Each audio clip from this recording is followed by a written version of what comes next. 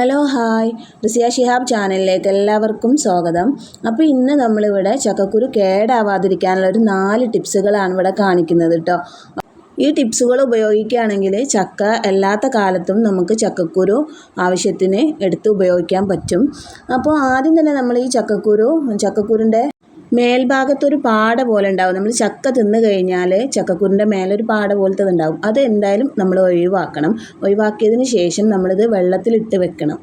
ചക്കക്കുരു വെള്ളത്തിലിട്ടിട്ട് ഒരു രാത്രി മുഴുവൻ, അതായത് ഒരു 6 മണിക്കൂറോളം നമ്മൾ വെള്ളത്തിലിട്ടതിന് ശേഷം ഒന്നത് ഉണക്കിയെടുക്കുക. അതായത് വെയിലത്തിട്ടൊന്നും ഉണക്കേണ്ട ആവശ്യമില്ല.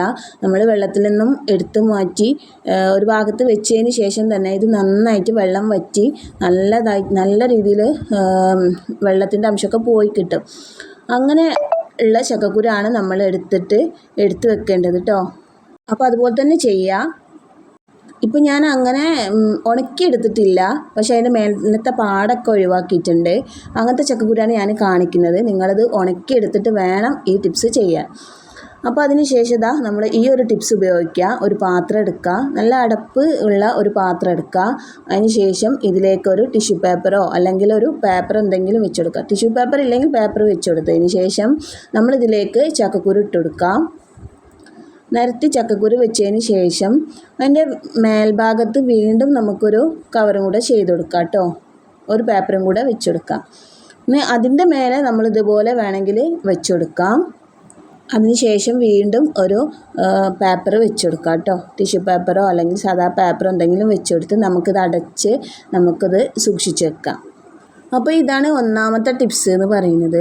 ഇനി രണ്ടാമത്തെ ടിപ്സ്, നമ്മളിങ്ങനെ ഉണക്കിയെടുത്തിട്ടുള്ള ചക്കക്കുരു നമുക്കൊരു കവറിൽ ഇട്ട് കൊടുക്കാം. അത് നമ്മൾ ഈർപ്പൊന്നും ആവാത്ത രീതിയിൽ വേണം ഫ്രിഡ്ജിൽ സൂക്ഷിച്ച് വെക്കാം കേട്ടോ. അങ്ങനെ രണ്ടാമത്തെ ടിപ്സും നമ്മളങ്ങനെ ചെയ്തെടുക്കാം. ഇനി മൂന്നാമത്തെ ടിപ്സ് എന്ന് പറയുന്നത് ഇതുപോലെ ഒരു മൺചട്ടി എടുക്കുക. അപ്പോൾ മൺചട്ടി ഞാനിപ്പോൾ കഴുകിയിട്ട് എടുത്തിട്ടുള്ളതാണ്. അപ്പോൾ ഇതൊരു പഴയ ചട്ടിയാണ് കേട്ടോ. അപ്പോൾ നിങ്ങൾ പഴയ ചട്ടി ആയാലും നല്ല വൃത്തിയുള്ളൊരു ചട്ടി എടുക്കുക. ചട്ടി ഉണങ്ങിയ ചട്ടി എടുക്കുക കേട്ടോ. അതായത് വെള്ളത്തിൻ്റെ അംശമൊന്നും ഉണ്ടാവാൻ പാടില്ല. ഞാനിപ്പോൾ കാണിക്കാൻ വേണ്ടിയിട്ട് എടുത്തിട്ടുള്ളതാണ്. എൻ്റെ അടുത്ത് കൂടുതൽ ചക്കക്കുരു ഒന്നുമില്ല. നന്നായി ഉണങ്ങിയ ചട്ടിയിൽ നമ്മൾ ഉണങ്ങിയ മണ്ണ് കുറച്ച് ഇതുപോലെ ഇട്ട് കൊടുക്കുക കേട്ടോ. മണലുണ്ടല്ലോ, ആ മണൽ ഇതിലേക്ക് കുറച്ച് കൂടുതൽ ഇട്ട് കൊടുക്കാം.